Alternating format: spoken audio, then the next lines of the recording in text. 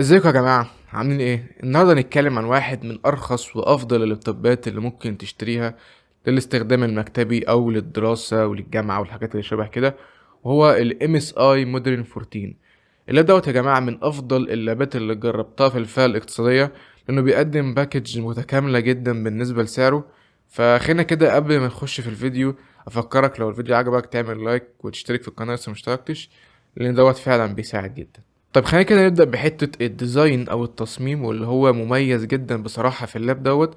اللاب دوت بحجم 14 إنش، فأصغر شوية من اللابتوبات العادية، ولكن مش دوت المميز هنا إن هو سمكه قليل جدا جدا، والوزن بتاعه كمان مش معدي 1300 جرام. فدي حاجة جميلة جدا، لأن انت لما هتتنقل بيه مش هتحس خالص ان انت شايل اللابتوب على ظهرك.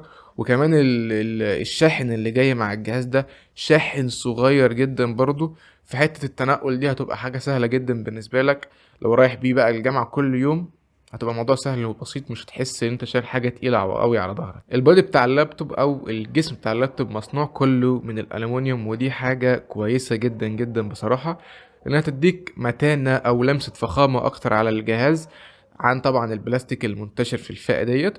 ودي بصراحة من الحاجات اللي محباني جدا في الجهاز، لأنه يعتبر هو الجهاز الوحيد الموجود من الألمونيوم في السعر ده. ولكن الرخم بقى إن الجهاز هنا بيبصم بسهولة. اللون اللي معايا هنا هو اللون الكربون جري، مش عارف بقى الالوان التانية بتبصم ولا لا، ولكن انا اضطريت امسحه كل مره اصوره، وده كان حاجه متعبه جدا بصراحه بالنسبه لي. عموما اللاب دوت كتصميم فهو من افضل اللابات اللي هتلاقيها في السعر دوت. لاب حجمه صغير وسمكه قليل، وكمان مش معدي كيلو ونص بالشاحن. فمن حته التصميم انا مقدرش اتكلم عليه، ومن افضل الحاجات اللي موجوده في الجهاز دوت كمان. بالنسبه بقى للشاشه، فهي شاشه 14 انش زي ما قلت لك من شويه، والحواف بتاعتها بصراحة صغيرة، فدي حاجة كويسة جدا. البانل بتاع الشاشة هنا اي بي اس، وكواليتي الشاشة 1080 بي، ودي حاجة كويسة لأن 1080 بي على 14 انش هتديك كثافة بكسلات كويسة جدا. فهتلاقي ان الشاشة شارب جدا وبكسلات كده كتيرة، مش هتلاحظ ابدا ان الشاشة مبكسلة خالص. زوايا الرؤية برضو ممتازة لان الشاشة اي بي اس، والالوان برضو كويسة جدا. من افضل الشاشات اللي جربتها بصراحة في السعر دوت. مشكلتي معاها الوحيدة ان هي سطوحها مش اعلى حاجة، ولكن دي حاجة مقبولة في السعر ده يعني. يا جماعة اللاب دوت 60 هرتز لانه مش موجه خالص للالعاب، وهكلمك عن حتة الالعاب ديت قدام في الفيديو ان شاء الله. الكيبورد هنا ما فيهاش نان باد، وده بحكم ان الجهاز صغير، ولكن بصراحة الكيبورد ممتازة جدا جدا. الترافل ديستنس بتاع كل زرار كويس. الزراير كلها متينة ولها ضغطة كده، فبصراحة ما جتش معايا مشكلة. وعندك كمان في الكيبورد باك لايت بكذا مستوى إضاءة، فدي حاجة كويسة عشان تبقى شايف الكيبورد في الضلمة يعني. التراك باد هنا كويسة جدا برضو وسريعة وبتلقط صباعك يعني في نفس اللحظة، ولكن كنت أتمنى تبقى أكبر من كده شوية.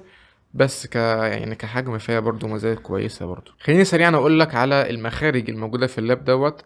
عندك اتنين يو اس بي 3.2، وعندك مخرج 3.5 اللي هو يعني مخرج السماعات، وعندك على الشمال اتش دي ام اي ويو اس بي تايب سي ومايكرو اس دي كارد. كنت اتمنى المخرج بتاع المايكرو دوت يبقى مخرج كامل اس دي كارد كامل، زي اللي بيخش في الكاميرات يعني، ولكن يعني ما اظنش حد هيبقى مهتم قوي بالموضوع دوت غير الناس اللي ناوية تعمل ايديت على الصور او الفيديوهات من الكاميرات يعني. اللي استغربت جدا بقى ان هو مش موجود هو مخرج الايثرنت او مخرج سلك النت. انا لا اراديا كده كنت بجيب سلك النت يعني وبحطه في الجهاز، ما لقيتش اصلا المخرج بتاع الايثرنت دوت. فطلع بحكم ان الجهاز سمكه قليل فما عرفوش يحطوا المخرج ده لانه بيحتاج سمك معين يعني. هم عوضوا لك الموضوع دوت ان هم حطوا واي فاي 6 وكمان في بلوتوث برضو 5. فيعني ممكن يعني الموضوع يتحل بالنسبه لك في حوار الواي فاي 6 ده. طب خلينا نتكلم بقى عن اهم حاجه في اي لابتوب اساسا، وهو المواصفات والاداء اللي هتاخده منه.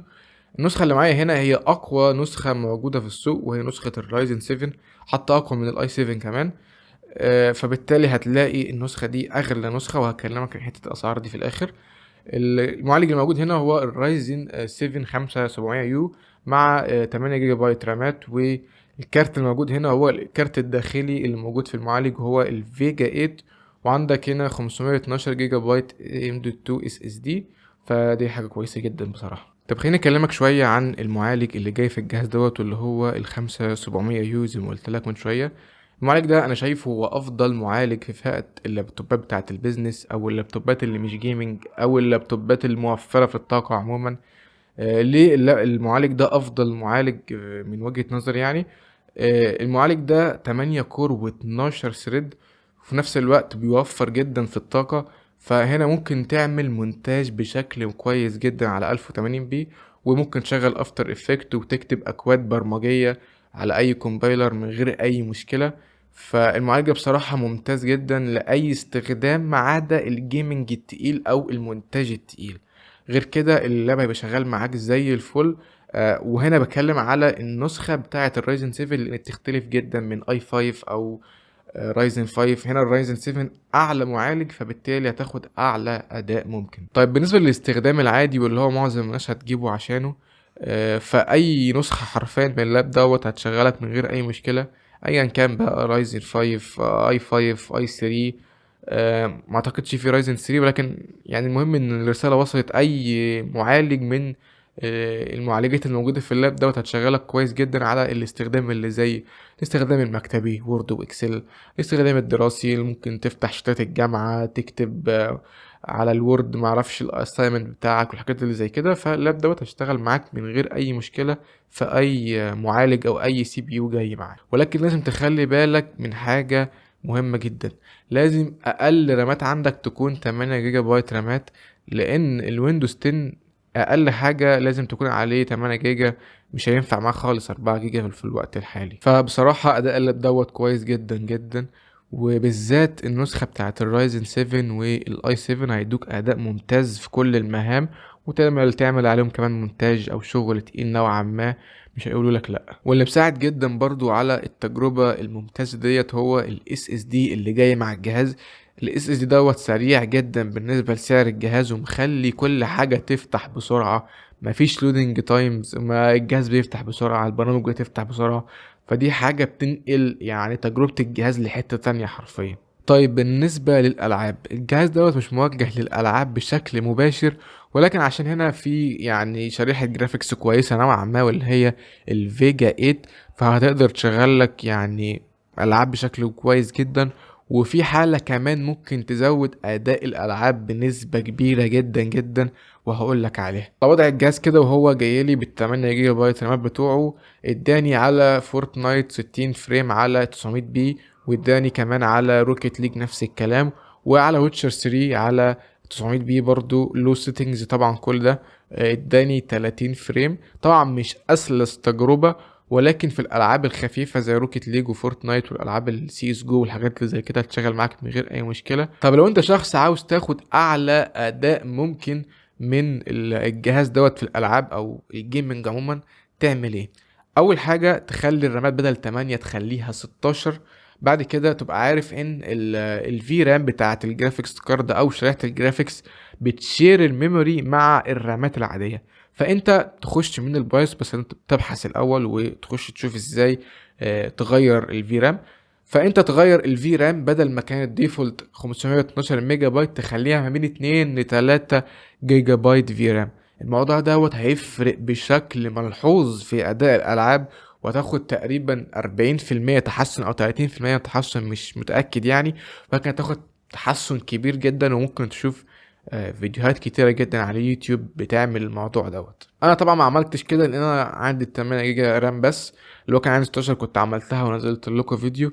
لو حابين فيديو مخصوص إن أنا أعمل لكم الموضوع دوّة وأجرّب الألعاب قبل وبعد، قولوا لي يعني وإن شاء الله هاعمله لكم. طيب بالنسبة للبطارية واللي هي أبهرتني جدًا بصراحة، ما كنتش متوقع منها الأداء دوّة. البطارية هنا بتقعد معاك من 5 ل8 ساعات على حسب الاستخدام بتاعك، على حسب مشغّل الbrightness قد إيه وبتعمل إيه على الجهاز، كل العوامل دي بتأثّر. ولكن كمُجمل فهي تجربة ممتازة جدًا كبطارية. كمان الشاحن اللي جاي هنا شاحن صغير زي ما قُلت لك، ومش هيزوّد عليك وزن. اللاب كلّه على بعضه مش هيكمّل يعني كيلو ونُص، فدي حاجة كويسة زي ما قُلت لك في الأول خالص. آآ الشاحن هنا بيشحن اللاب دوّة في حوالي ساعتين، وده رقم يعني كويس مش وِحِش. طيب نيجي للسماعات أو التجربة الصوتية، واللي هي تجربة تعبانة جدًا بصراحة. أنا ما كنتش طالب كتير، كل اللي طالبه كنت صوتي يبقى عالي نوعًا ما، وأكون يعني إيه، بيفرق بين طبقات الصوت، لكن الصوت هنا واطي جدا، لازم تقعد في حتة هادية عشان تسمع الصوت. فانصحك ان انت تجيب هيدفونز وتحطها في الجهاز، لان انت قاعد في حتة دوشة مش هتسمع تقريبا السماعات بتاعة الجهاز دوت، ودايما هتبقى مشغلها على 100%. ودي حاجة كانت مضايقاني جدا بصراحة. عندك هنا ويب كام بدقة 720 بي، وهي يعني هي كاميرا عادية خالص تعمل بيها مكالماتك اليومية وخلاص على كده. فيعني ما فيش كلام كتير فيها يتقال يعني. طيب في الاخر كده بالنسبة للعيوب بتاعة الجهاز دوت، السماعات بتاعته سيئة جدا. البرايتنس بتاع الشاشة كان محتاج يعلى شوية. اللابتوب الماتيريال بتاعته بتبصم بشكل قوي شوية، وده مش شايفه عيب قوي يعني. قدام بقى المميزات اللي تعتبر كتيرة بالنسبة للعيوب، عندك اول حاجة هنا جسم صغير من الألمونيوم بوزن أقل من كيلو ونص. عندك أداء ممتاز، بطارية ممتازة، عندك اس اس دي سريع جدا مخليك التجربة ممتازة، وعندك سعر بالنسبة للي انت واخده ممتاز. ايه بقى سعر الجهاز؟ خليني اقول لك من السعر الاعلى للاقل. عندك ارخص نسخة وهي نسخة الاي 3، واللي هي عاملة ما بين العشرة لعشرة ونص 11 بالكتير، ودي ب256 جيجا مساحة تخزين اس اس دي برضو، و4 جيجا رامات، واللي قلت لك ان شاء الله هتزودهم. النسخة اللي بعد كده من 13 ل 14 ألف، واللي هي نسخة الرايزن 5 أو الكور اي 5. النسخة دي جايبها ب 256 جيجا برضو، ولكن تقريبا ب 8 جيجا رامات. النسخة اللي بعد كده والأغلى ما بين 16 ل 17 هي نسخة الرايزن 7 أو الكور اي 7، وديت ب 512 جيجا بايت مساحة تخزين اس اس دي برضو، و8 جيجا بايت رامات، وفي ساعات بينزل منها 16، ولكن بتبقى اغلى من كده كمان. فانا انصحك تنزل تشوف المحلات او مولات الكمبيوتر زي مول البستان ومول العصر، وتشوف انسب سعر ليك وتشتري من عنده. لان دلوقتي هتلاقي تذبذب كبير في الاسعار، كل واحد بيسعر الدولار على حسب مزاجه. فانت حاول تشوف انسب سعر ليك واشتري من عنده. بس كده، دي كانت كل حاجة لفيديو النهاردة. لو عجبك الفيديو ما تنساش تعمل لايك وتشترك في القناة لو لسه مشتركتش. لو عندك اي اقتراح لأي فيديو او فكرة فيديو ممكن تقولي عليها في الكومنتات. وبس كده، اشوفكم في الفيديوهات الجاية كتير. سلام.